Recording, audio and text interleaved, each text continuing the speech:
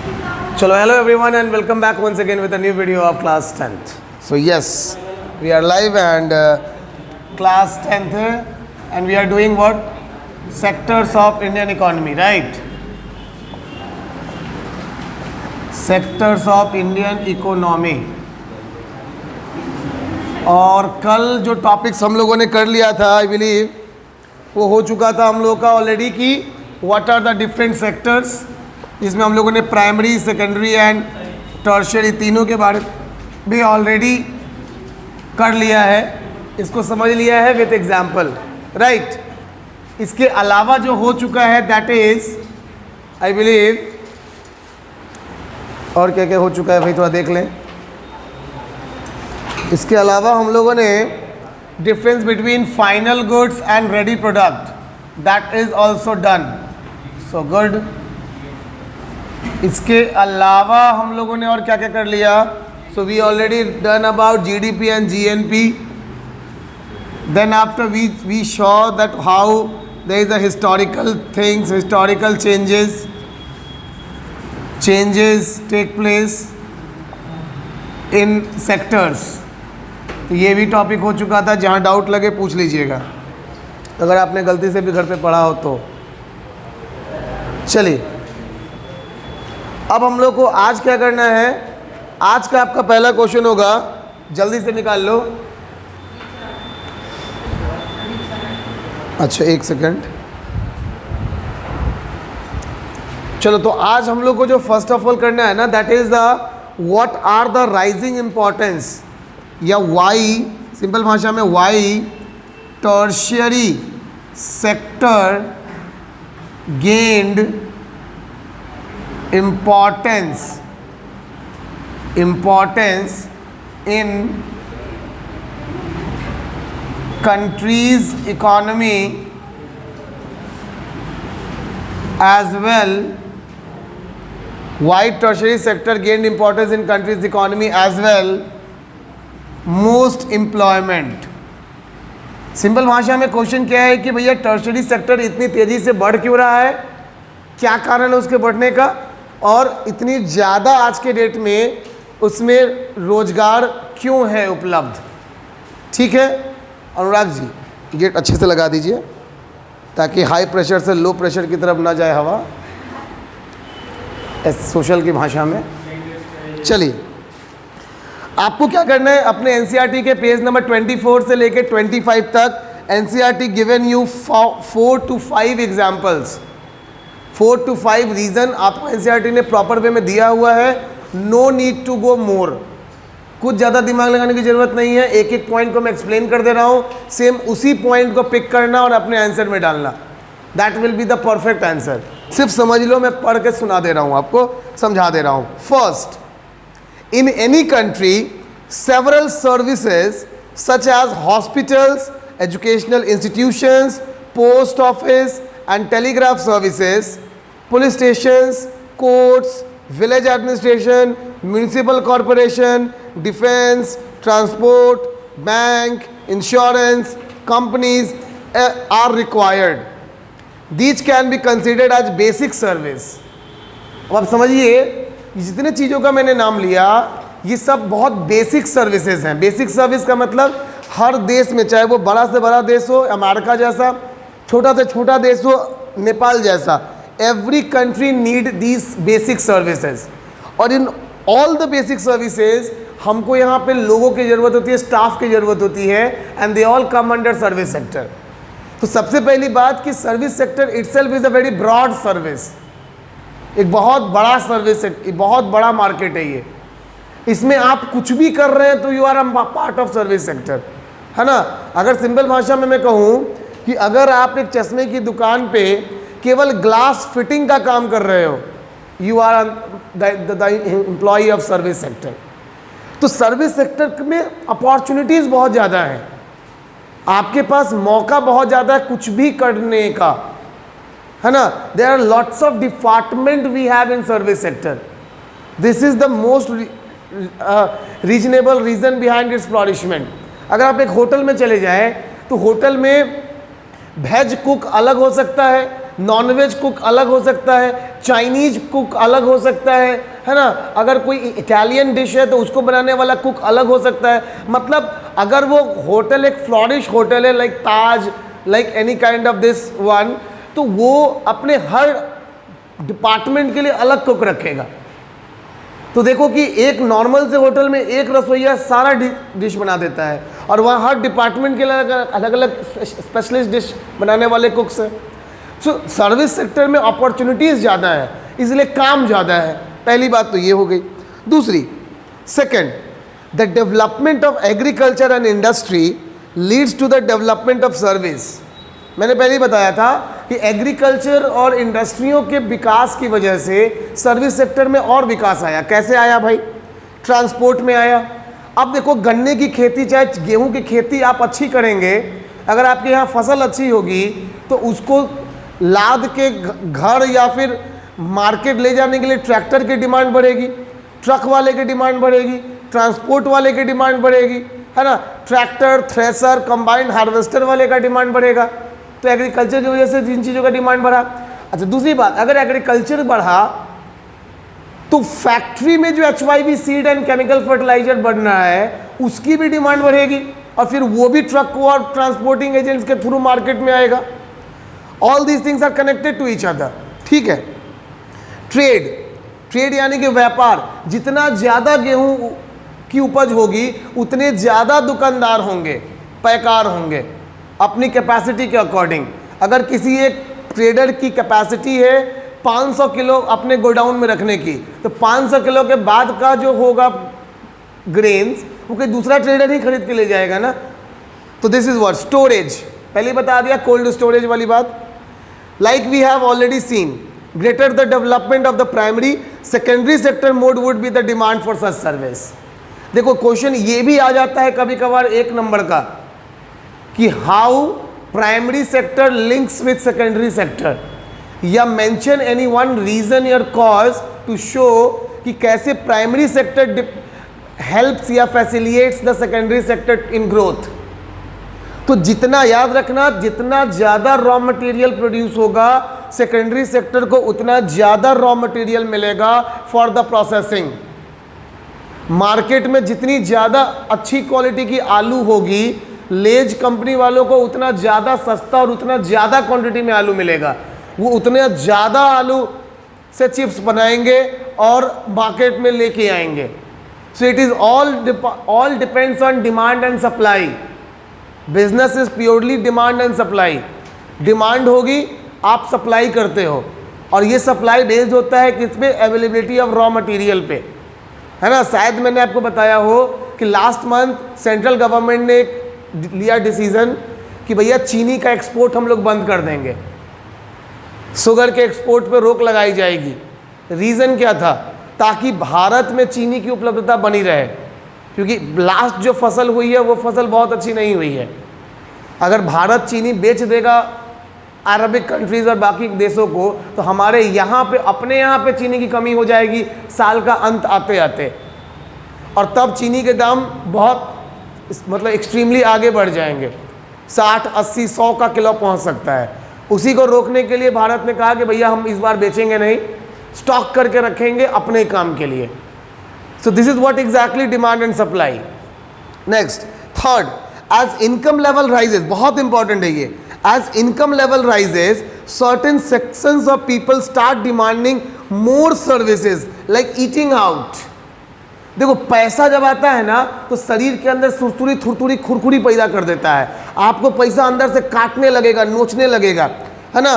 पैसा कहेगा देखो, पैसे, ऐसा कहा जाता है पुराणों में कि माँ लक्ष्मी के 10 पुत्र हैं, जिनमें मतलब कुछ लोगों का नाम मुझे याद है, दया, ममता, करुणा, नहीं, लोभ, विलासिता, भोग, ये सब उनके पुत्रों के नाम है, मतलब उन्हीं के बच्चे हैं। जब आपके पास पैसा आएगा ना तो आपको तुरंत किसी पे दया आ जाएगा, गरीब लग रहा है, इसको दे देते हैं 100 रुपये निकाल के।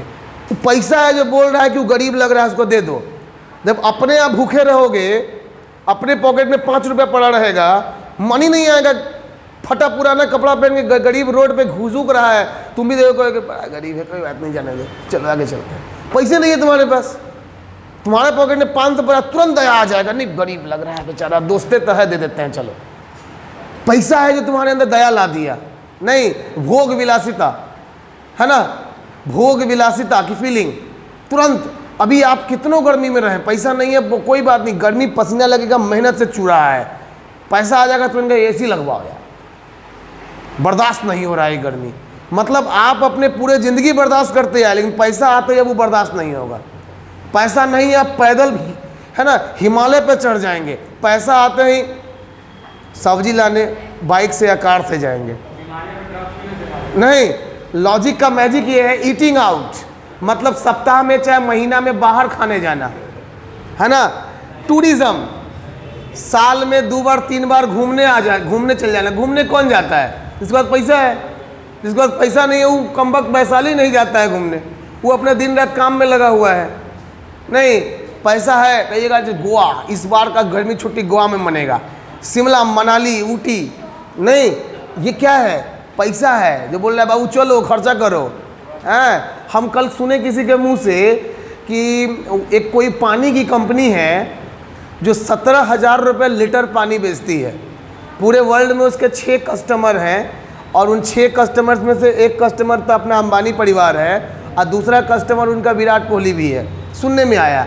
अब देखिए पैसे न है कि 17,000 रुपये वाला लीटर का पानी पी रहा है, वो कंपनी 6 आदमी को पूरे वर्ल्ड में पानी पिलाने के लिए चलिए रहा है। नहीं, जैसे सुनने में आया, पढ़े कहीं पे। अब जरा लॉजिक का मैजिक देखिए, क्या विराट या मुकेश अंबानी नॉर्मल पानी ज़िंदगी में कभी नहीं पिया होगा? बचपन से लेकर जवानी तक जब उतना पैसा नहीं था वही पानी पिया, मर क्या गया? क्या उसका आंत खराब हो गया कि इंटेस्टाइन डाइजेशन क्या खराब हो गया? कुछ नहीं हुआ। आप लोग का क्या खराब हो जाता है? कुछ नहीं होता है। लेकिन 17,000 का पानी पीना है, क्या है? पैसा है। अब 500 करोड़ रुपया एक स्पॉन्सरशिप का जो लेता है विराट कोहली, वो 500 करोड़ कहाँ खर्च होगा? तो चलो 17,000 रुपये का लीटर का पानी पी के खर्च होगा। So this is what we are talking about, extra expense. अच्छा, आगे tourism, shopping, Vishal mega mart चलेंगे। नहीं, सप्ताह में महीना में एक बार। पैसा है जो विशाल मेगा मार्ट शॉपिंग करवाएगा। नहीं, प्राइवेट हॉस्पिटल, गरीब का इलाज होता है सरकारी हॉस्पिटल में ज़मीन पे लेट के, अमीर का इलाज होता है प्राइवेट हॉस्पिटल में ना, अपोलो, वेदांता। नहीं, पैसा का आप बोरा में लेके पैसा जाइए, काउंटर पर रख दीजिए, एकदम है ना नोट से वाला मशीन से काउंट होगा। School and private coaching colleges ना, एलेन कोटा। कुछ लोग हमको फ़ोन किया, इस बार की बात बताते हैं। हमने सर फीस कुछ ज़्यादा जमा हो गया है सर, एलेन में जमा करवाना था लगभग 1.25 लाख। हमने अच्छा तब 12,000 यहाँ नहीं दे सकते थे, लेकिन एलेन में 1.25 लाख जमा। सर भड़का मतलब रहा नहीं ना मानता है। हमने अच्छा ठीक, हम लोग जहर खा लेते हैं। नहीं सर हो जाएगा तुरंत। हमने गजब आले यार, मतलब जहाँ पैसा नोट से गिना रहा है वहाँ टाइमली जा रहा है, क्योंकि बड़ा इंस्टीट्यूट है, पैसा है, जा रहा है। एलेन के बिना भी लोग में क्रैक करते हैं, मेडिकल करवाएंगे यार, तुम लोग को मेडिकल यहीं से करवाएंगे, क्या घबराते हैं। नेक्स्ट है ना, प्रोफेशनल ट्रेनिंग। पैसा है, you will go for trainings. So these are the other sources जो कि क्रिएट हुआ है किसमें? टर्शरी सेक्टर में, बिकॉज ऑफ मनी, पैसे की वजह से, है ना। देखिए next, fourth, over the past decade or so, certain new services such as those based on information and communication technology came up rapidly. अब आप देखिए, हम लोग के टाइम या फिर जब हम लोग आप लोग के क्लास में थे उस समय कम से कम बहुत ज़्यादा आईटी और कम्युनिकेशन का डिमांड नहीं था। इंजीनियरिंग में हम लोग सुनते थे most of the people want to go in the civil engineering, जहाँ पे कंस्ट्रक्शन वगैरह में, ऑटोमोबाइल इंजीनियरिंग, ये सब चीज़ें हम लोग सुनते थे। बट आज देखो 100 में से 60% आपको बोलेगा what kind of engineering doing, तो computer software, IT engineering. IT का अभी काम चल रहा है। आईटी में क्या है ना कि आप कोई भी एक सॉफ्टवेयर डेवलप कर लिए, it's a limited unlimited kind of source. कोई ज़रूरत नहीं कि आपको यही करना है, आप कुछ भी कर सकते हैं। Any kind of particular object आप पिक कीजिए, उस पर आपने रिसर्च किया, काम किया, उसको डेवलप किया, चल पड़ा, धंधा उसी पे चल रहा है। So this is what we are talking about. आज से पहले कोई सोच सकता था कि भैया मतलब इधर 5-7 साल से पहले कि हम लोग शॉपिंग भी करेंगे अमेजोन और फ्लिपकार्ट से? नहीं, अमेजोन और फ्लिपकार्ट का आज के डेट में नेटवर्थ पहुंच चुका है लगभग 10,000 करोड़ के पार। इतना ज़्यादा बड़ा मार्केट बन चुका है। वो कहाँ? तो मोबाइल पर। कोई फिजिकल दुकान नहीं, कोई फिजिकल आदमी नहीं, सीधे फैक्ट्री से आपके पास पहुंचता है, B2C नहीं। नेक्स्ट, उसके बाद आ गया service sector in India employs many different kind of people. At one end there are limited numbers of services that employ highly skilled and educated workers. At the other end there are very large number of workers engaged in services such as small shopkeepers, repair persons, transport persons, etc. These are the few things. तो yes, ये आपका topic clear हो गया। 5 points यहाँ पे clear point आपको दिए हुए हैं, इन 5 पॉइंट्स को मेंशन कर लेना और आपका आंसर ये कंप्लीट हो जाएगा। डन। अब आपका हाँ ना है आपको, अब एक क्वेश्चन आपके पेज नंबर 25 में ऑलरेडी दिया हुआ है बुक में, where are most of the people employed. अब आप इतना पढ़ने के बाद ये जान चुके हो इजीली कि most of the people employed in tertiary sector, लेकिन हालांकि आप इसको दिखाओगे कैसे, तो आपको इसके लिए कुछ नहीं करना है, फिगर नंबर ग्राफ नंबर 3 को टिक कर लेना है। Just tick it, graph number 3 को लिख लो कहीं भी, ग्राफ नंबर 3 वेरी इंपॉर्टेंट। इस डायग्राम को बना के अगर आप आंसर लिखेंगे अपना, then your answer become 1 level up. Simple answer सब लोग लिख देता है, बट अगर आप इस डायग्राम को बना कर लिखेंगे तो your answer will be become very fantastic, because proper way में देखो दिख रहा है share of sectors in employment percentage. आप देख सकते हो 1972-73, ये जो ब्लू कलर है this represents primary sector, this blue colour represents primary sector, this red color represents secondary and that this green color represents tertiary. So 1972-73, 74% people employed in primary while 11% in secondary, 15 in tertiary. But जैसे देखो आप उधर 11-12 में आते हो, this 74 decreased up to 49, 24 up in this way secondary and 27 is in tertiary.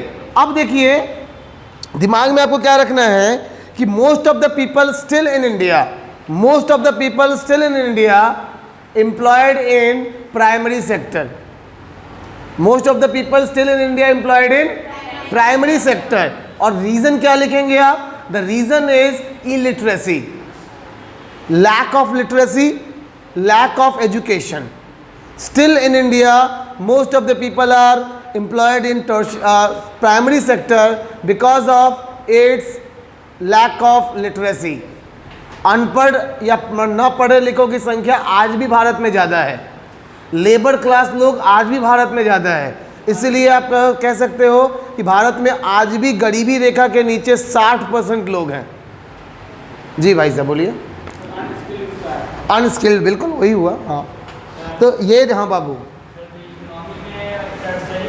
हाँ economy में tertiary का कंट्रीब्यूशन सबसे ज़्यादा है, लेकिन एम्प्लॉयमेंट में प्राइमरी का कंट्रीब्यूशन सबसे ज़्यादा है। चलिए डन, आगे आ जाते हैं। मैंने आपको कल अनएम्प्लॉयमेंट वाला टॉपिक समझा दिया था, राइट? ठीक है, एक प्रश्न आप लिखेंगे, what do you mean by under employed? What do you mean by the term under employed?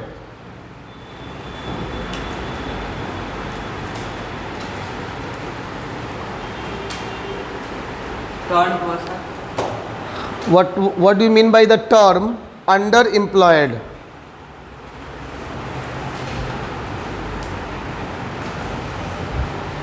चलिए देखो, कंफ्यूजन मत रखना दिमाग में। अंडर एम्प्लॉयड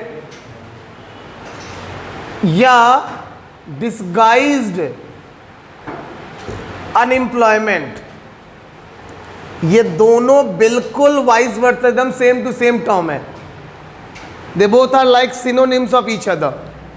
सिंपल भाषा में मतलब समझ लीजिए, अंडर एम्प्लॉयड मीन्स गांव वगैरह में क्या होता है कि due to lack of work आप देखोगे कि खेत जो है तो कम खेत है, मतलब 10 कट्ठा खेत है, 2 लोग भी मिलके उस खेत को इजीली कल्टीवेशन हार्वेस्ट कर सकते थे, but what exactly is happening कि पूरा परिवार उसी 10 कट्ठा में लगा है।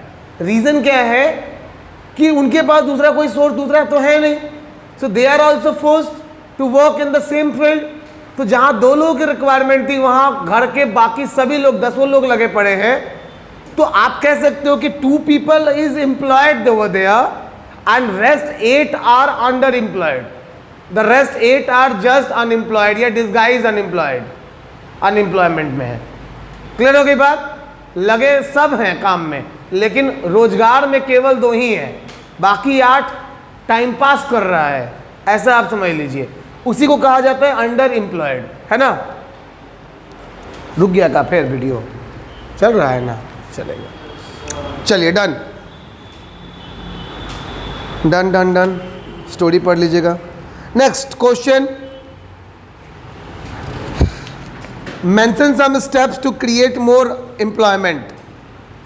Mention some steps to create more employment. Mention some steps to create more employment. Mention some steps to create more employment. More employment. Done. चलिए पॉइंट लिखना है, बट मोस्टली इंपॉर्टेंट क्या है, लिखवाने से ज़्यादा जरूरी कि आप ये समझिए कि आप खुद कैसे लिख सकते हैं, है ना। एग्जाम में हो सकता है कि मेरा बताया हुआ पॉइंट आप भूल जाएं, बट ये समझो कि तुम लिखोगे कैसे। अपने आप को जरा अभी थोड़ी देर के लिए समझ लेना है कि भैया you are the finance minister of India, है ना, and you want to create more and more employment ताकि देश की रेवेन्यू बढ़े। तो आप किस बेसिक के साथ सोचेंगे? सबसे पहला आप देखेंगे क्या कि अगर एम्प्लॉयमेंट बढ़ाना है, एम्प्लॉयमेंट को रीच करना है, इंक्रीज करना है, so number 1 that is the education आपको चाहिए। एजुकेशन आपको देनी होगी। कैसी एजुकेशन देनी होगी ये भी ध्यान दीजिएगा। We need to provide professional education, it is very important.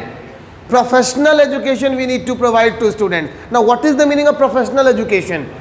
BSc MSc is not a professional education. अगर कोई बच्चा 12th के बाद साइंस, कॉमर्स, आर्ट्स कोई सब्जेक्ट लेके ग्रेजुएशन कर रहा है, it is not called a professional education. आप ज्ञान ले रहे हैं सब्जेक्ट के बारे में।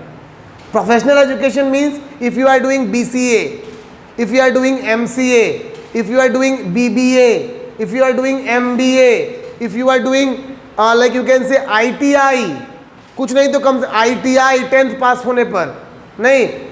If you are going for engineering, if you are going for NEET, medical, ये प्रोफेशनल है कि जहां आपको डिग्री मिलेगी और आप उस पर्टिकुलर काम को करने में लग जाएंगे। BSc मैथ करने वाला ज़रूरी नहीं कि उसको उसके ऊपर नौकरी मिल जाएगा, क्योंकि वो स्पेसिफाइड नहीं है कि वो BSc मैथ करने के बाद टीचर बनेगा, कि मैथमेटिशियन बनेगा, कि स्कॉलर बनेगा, कि रिसर्चर बनेगा। This is not specified. बात क्लियर है? तो पहले तो एजुकेशन जो कि प्रोफेशनल एजुकेशन हो, ये प्रमोट करके आप एम्प्लॉयमेंट क्रिएट कर सकते हो। दूसरा, by providing skill management class. Skill management class क्या है? आपको मैं 1-2 नाम बताऊं। PMKVY, प्रधानमंत्री कौशल विकास योजना। प्रधानमंत्री कौशल विकास योजना started by Indian government, central government when Narendra Modi become the prime minister. क्या है ये? स्किल देने का काम है। सिर्फ कंप्यूटर नहीं होता है, सिलाई, कढ़ाई, बुनाई, बहुत सारा उसमें डिपार्टमेंट है अलग अलग। बेस्ड ऑन योर इंटरेस्ट आपको मिलेगी ट्रेनिंग। तो by providing skill management class, ये हो सकता है कि आप अनस्किल्ड या लो एजुकेटेड पीपल्स को आप ये करा सकते हैं। तीसरा काम जो आप करवा सकते हो एम्प्लॉयमेंट क्रिएट करने के लिए, that is you can say by setupping workshops डाल के। Hello, good morning sir. Now अगर आप बात करें कि सेटअपिंग वर्कशॉप्स के बाद आप क्या कर सकते हैं, जैसा कि भाई साहब ने कहा, सर आइए ना सर। हाँ, तो मैं जैसे बता रहा था कि जैसे भाई साहब ने बोला, by setupping you can say more industries, like because industries are the creator of job. Industry entrepreneur itself is a creator. जैसे माता पिता बच्चों को जन्म देते हैं, वैसे नौकरी को, जॉब को जन्म देने वाला एक इंटरप्रेन्योर है। बिजनेसमैन एक ऐसे व्यक्ति का नाम है जो कि ना खुद तो कमाता ही है और वो दूसरों को कमाने की यू कैन से इनडेफिनिट अपॉर्चुनिटीज को ओपन करता है। So businessman is the real you can say contributors in the economy, है ना। बात बाकी सर्विस सेक्टर में काम करने वाले लोग, those who are in the government official, वो तो सरकार का धन खा रहे हैं, नहीं कुछ करिए नहीं रहे हैं। असली मेहनत, असली काम बिजनेसमैन करता है। उसी बिजनेसमैन की वजह से ही पूरा देश चल रहा है। बिजनेस बंद हो जाए, सरकारी नौकरी वालों को सब तनख्वाह मिलना बंद हो जाएगा। समझ रहे हो बात? हाँ, चलो नेक्स्ट नंबर 5। तो भैया इंडस्ट्री डाल दिया आपने। अच्छा, अब और क्या करेंगे आप? हाँ, by providing protection and facilities to, अब एक टॉपिक आएगा अभी आपको मैं पढ़ाऊंगा, अनऑर्गेनाइज्ड सेक्टर। बहुत ध्यान से समझिए, है कहाँ है चलो। So by providing protection and facilities to unorganised sector, क्या मतलब है इस बात का कि देखो अनऑर्गेनाइज्ड सेक्टर में जो लोग हैं, they didn't get any kind of facilities from the government side. For example, उनको अगर लोन लेना हो तो लोन नहीं मिलेगा बैंक से। Why? Because they do not have any documentation, they do not have any kind of certification, recognization, तो loan नहीं मिलेगा। They do not have a proper place, they do not have any kind of other facility, कुछ नहीं है उनके पास। तो यहाँ क्या हो सकता है कि सरकार उनको पहले तो रिकॉग्नाइज करे, सरकार कैंप लगाए, बोले कि भैया आप आइए, हम आपको क्या करेंगे, रिकॉग्नाइजेशन देंगे, इन द सेंस कहने का कि हम ये इस बात को मान लेंगे कि हाँ आप लोग हैं, लाइसेंस मिल जाएगा आपको, और उस लाइसेंस के बेसिस पे you can open your account in bank, current account, and then आप ट्रांजैक्शन कर सकते हो, उसके बेसिस पे आपको लोन मिलेगा, आप आगे की फैसिलिटीज़ में जा सकते हो। So these kind of things can be done by the government. हालांकि जितने मेट्रोपॉलिटन सिटीज़ हैं वहाँ पे रोड किनारे वाले जितने भी होते हैं, this kind of vendors, they all have a municipal recognization. Municipal corporation उनसे पर्चा के तौर पे काटता है, पैसा लेता है, लेकिन कोई परमानेंट उनके पास सर्टिफिकेशन नहीं होता। So these are the few things which a government can do. इसके अलावा एक पॉइंट आप मेंशन करोगे, government also can create job opportunities for those who are affected by seasonal unemployment। बहुत ध्यान से समझिए, और इसमें एक सबसे इंपॉर्टेंट नाम जो आएगा वो होगा नरेगा या मनरेगा। इसके आगे एम लगा लीजिए, ठीक है। Mahatma Gandhi national rural employment guarantee act. क्या मतलब इस बात का? देखो, ऑल, जैसे कि हम लोगों ने कल ही पढ़ा कि mainly in village areas, rural area, जो खेतीहर मजदूर है उसको खेती के टाइम, कल्टीवेशन के समय तो पूरा रोजगार होता है, खेती के बाद ड्यूरिंग हार्वेस्ट रोजगार होता है, but mid of the time they do not get work.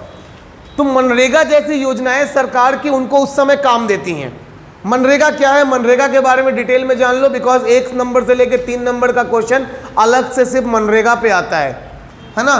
तो MNREGA launch by central government. किसके द्वारा लॉन्च हुआ? सेंट्रल गवर्नमेंट के द्वारा। कब लॉन्च किया गया? 2005। तो भैया 2005 central government of India launched MNREGA, Mahatma Gandhi national rural employment guarantee act. Mission क्या था मनरेगा का? तो मनरेगा 100 डेज का गारंटीड, बहुत इंपॉर्टेंट समझिए कि गारंटीड एम्प्लॉयमेंट देती है। ये बहुत इंपॉर्टेंट है समझना। अगर कोई भी मनरेगा का वर्कर है तो उसको 100 दिनों का गारंटेड रोजगार मिलेगा। अगर सरकार के पास उसको देने को काम नहीं है फिर भी सरकार 100 डेज का पैसा उसको देगी। अगर मान लो सरकार ने किसी लेबर को 80 दिन ही काम करवाया तो ये सरकार की प्रॉब्लम थी, उनको पेमेंट पूरे 100 दिन का मिलेगा। इसलिए ये गारंटीड एम्प्लॉयमेंट बन जाता है कि काम होवे या ना होवे पैसा तो 100 डेज का आपको मिलेगा। So this is what exactly a kind of benefit given by government for those who are unemployed during that seasons. ठीक है, डन। 6 पॉइंट काफ़ी है आपको इस आंसर के लिए। इसको ही आप मेंशन करके अपना आंसर अच्छे से डिटेल में लिखना, नोट डाउन कर लो इसको।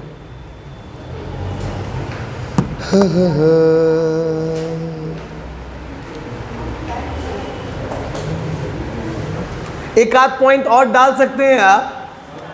By providing loans, by providing affordable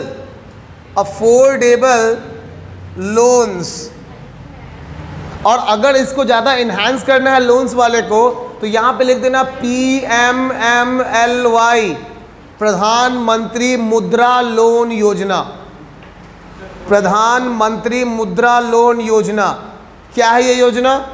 make in India के तहत नरेंद्र मोदी की सरकार ने सन 2014 से इस योजना की शुरुआत की, जिसमें 50,000 से 10 लाख तक का लोन किसी भी नए स्टार्टअप बिजनेस वाले को मिल सकता है। और वो सबसे इंपॉर्टेंट क्या है, विदाउट एनी कोलैटरल।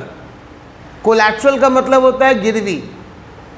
आप जब भी बैंक में जाते हो लोन लेने, bank demands exactly same value gold, property, land, जिसको वो गिरवी रखता है। गिरवी को ही हम लोग कोलैटरल बोलते हैं कि in case if you failed to pay, अगर आप पैसा देने में असक्षम नहीं हुए तो बैंक उसी सामान को बेच के अपना पैसा रिकवर करेगी। बट इस प्रोग्राम की सबसे अच्छी खासियत क्या है कि यहाँ 1 रुपये का भी कोलैटरल बैंक आपसे नहीं मांगती।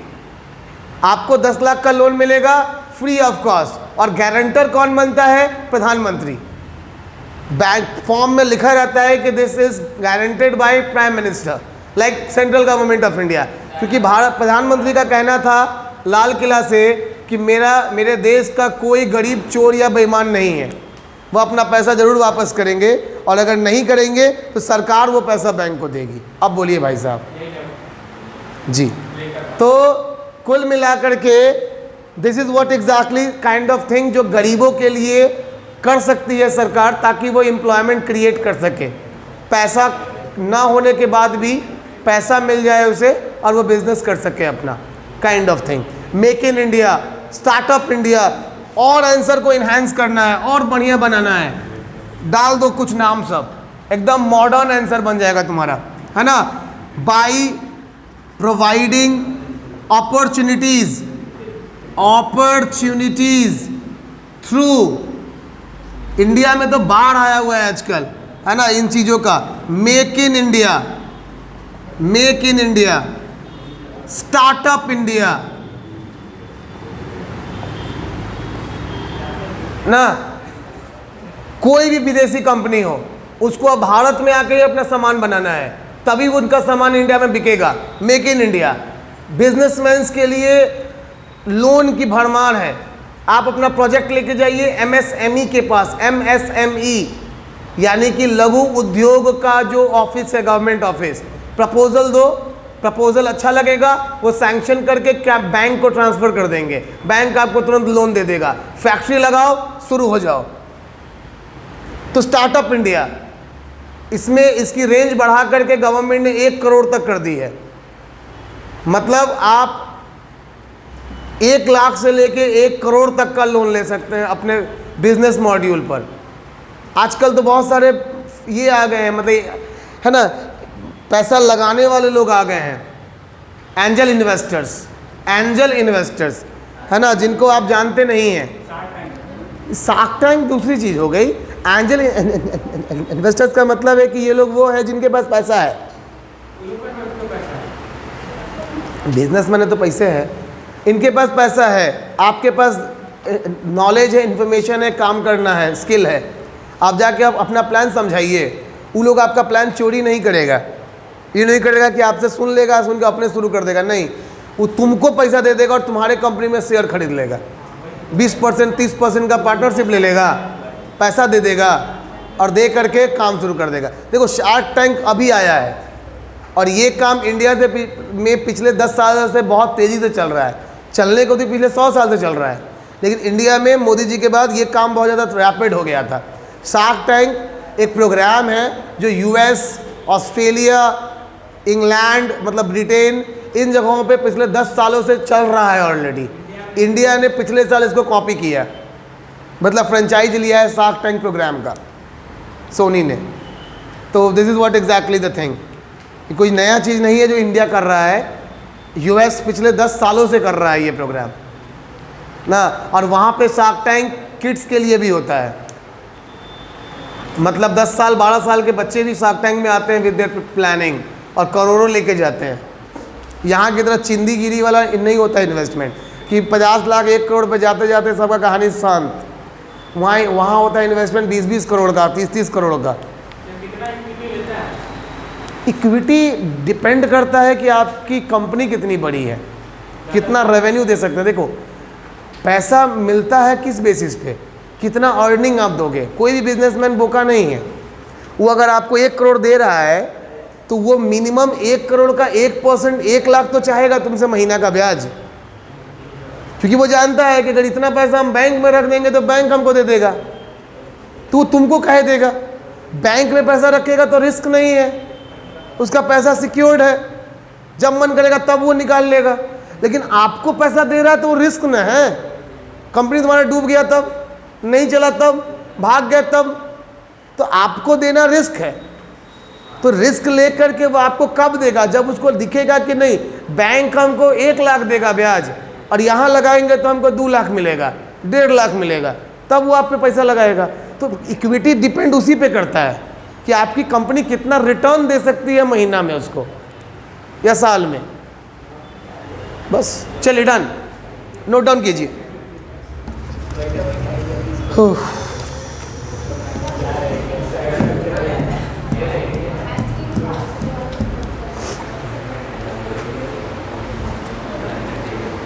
चलो नेक्स्ट क्वेश्चन आज के लिए, डिफरेंशिएट सेक्टर्स। क्वेश्चन लिखिए, जल्दी क्वेश्चन लिखिए। अगला प्रश्न, डिफरेंशिएट सेक्टर्स, डिफरेंशिएट सेक्टर्स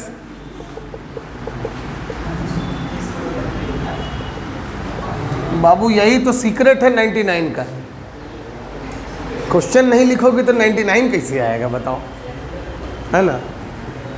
मेरा वाईफाई ठीक है ना। Differentiate sectors on the basis of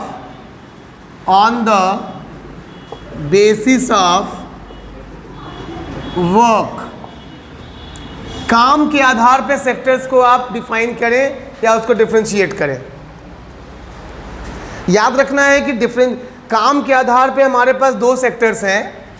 number 1 का नाम हो जाएगा ऑर्गेनाइज्ड सेक्टर, ऑर्गेनाइज्ड सेक्टर, और दूसरा हो जाएगा बाबू अनऑर्गेनाइज्ड सेक्टर। ठीक है, दूसरा क्या हो जाएगा अनऑर्गेनाइज्ड। मैं ये सब मिटा दूं, चलिए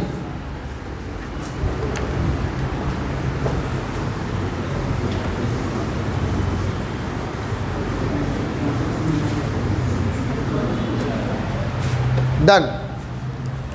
अब देखो क्या होगा, मैं आपको ऑर्गेनाइज्ड के बारे में बताऊंगा चीजें और आप क्या करेंगे उसका ठीक उल्टा करेंगे तो वो अनऑर्गेनाइज्ड हो जाएगा। ठीक है, so organised sector number 1 point,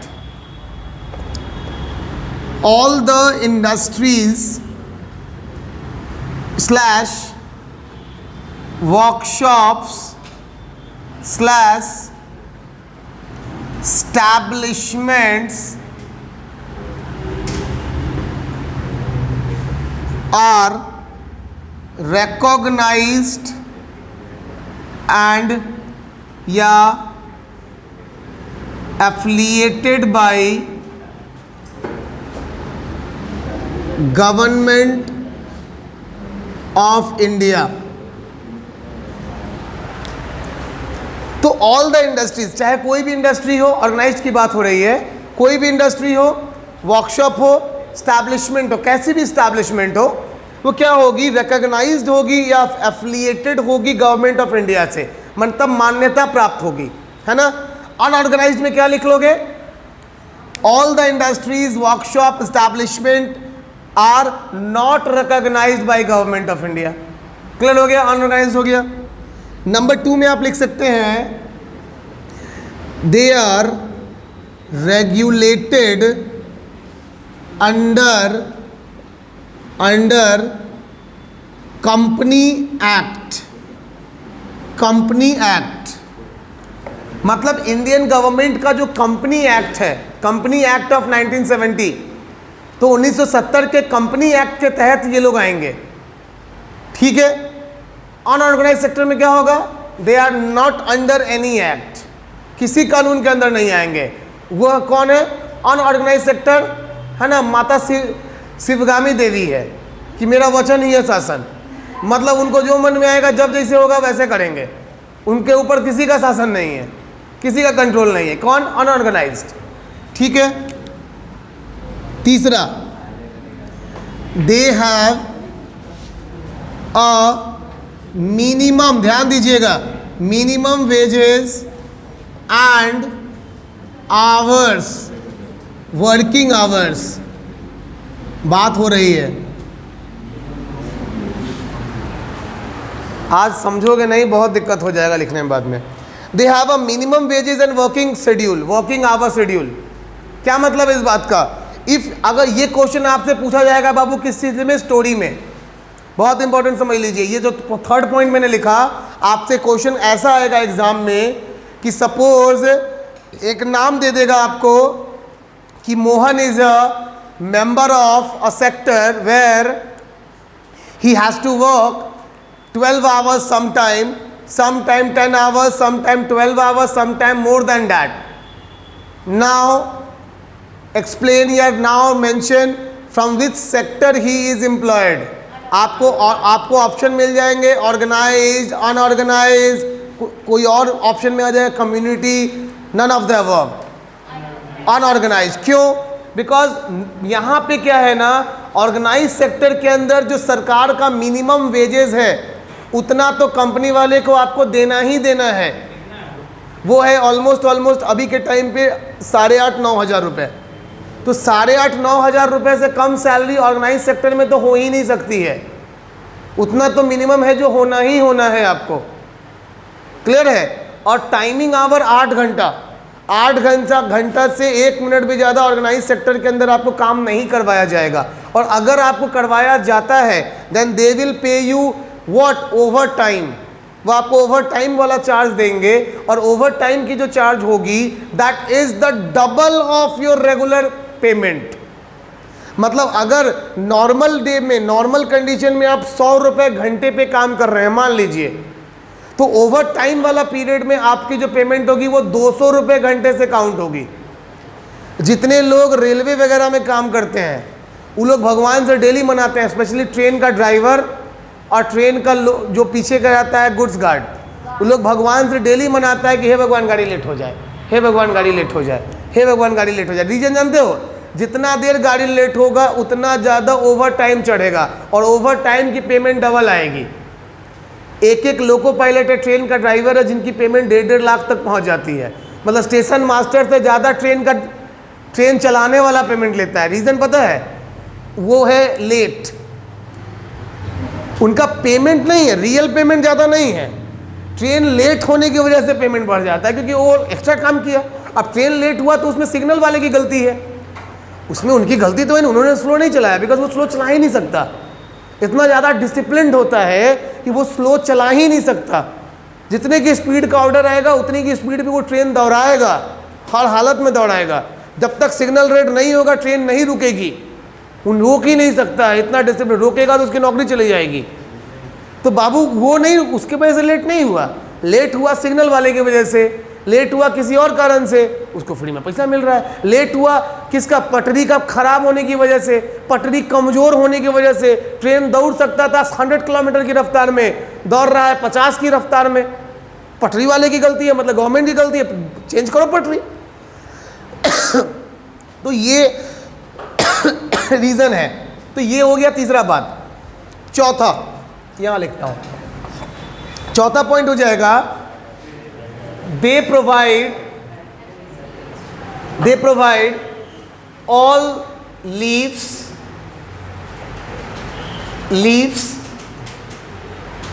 you can say emergency and casual leaves, as well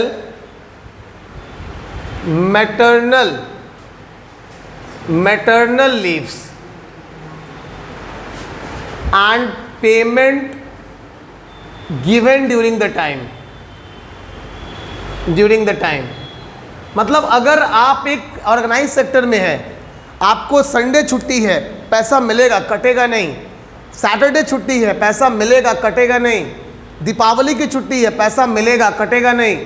Durga Puja की छुट्टी है, पैसा मिलेगा, कटेगा नहीं। If you are in organised, suppose someone is a girl, someone is a woman, if she get pregnant, maternal leave, जैसे ही 8वां महीना शुरू होगा, 8वें महीने के स्टार्टिंग से लेके 8 मंथ से लेके कहाँ तक, तो बेबी बर्थ के अगले 2 वीक तक इतने दिनों की छुट्टी मिलेगी, मैटरनल लीव मिल जाएगा, और उस पूरे पीरियड में पेमेंट चालू रहता है, 1 रुपया भी कटता नहीं है।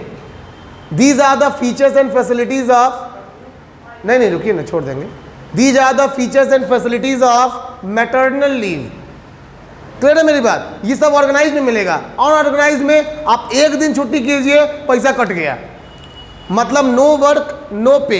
ये सब आपको फीचर हो जाएंगे। ऑर्गेनाइज और अनऑर्गेनाइज में अंतर हो गया।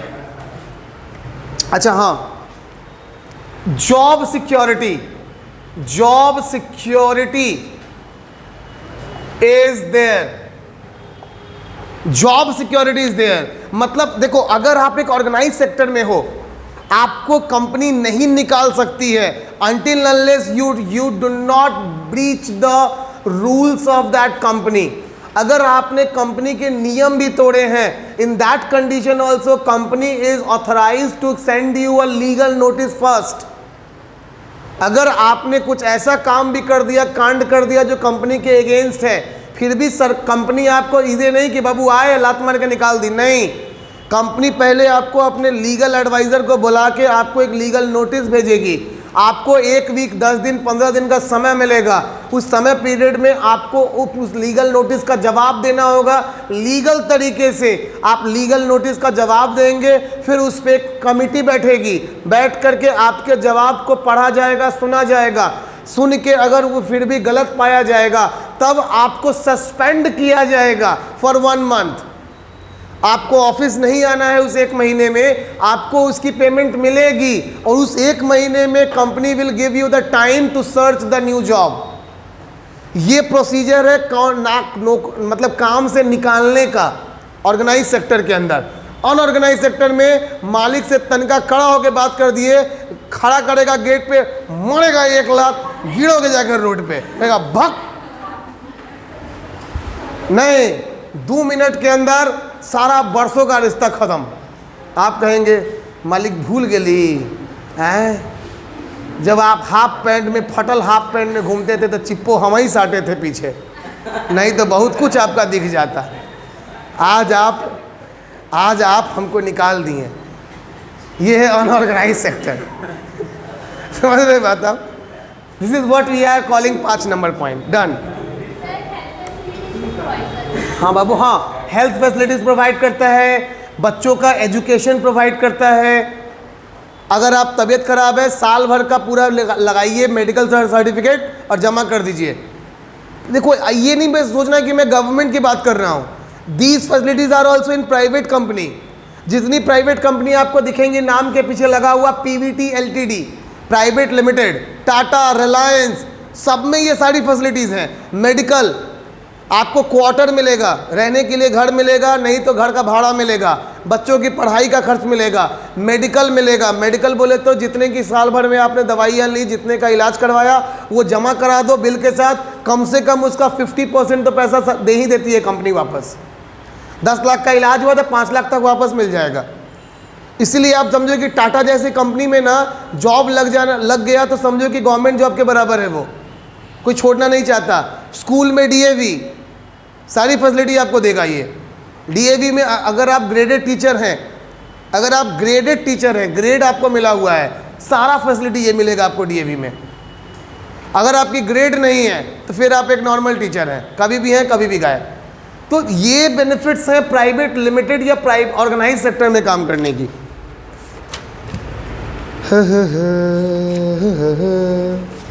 देखो चैप्टर 90% खत्म हो चुका है।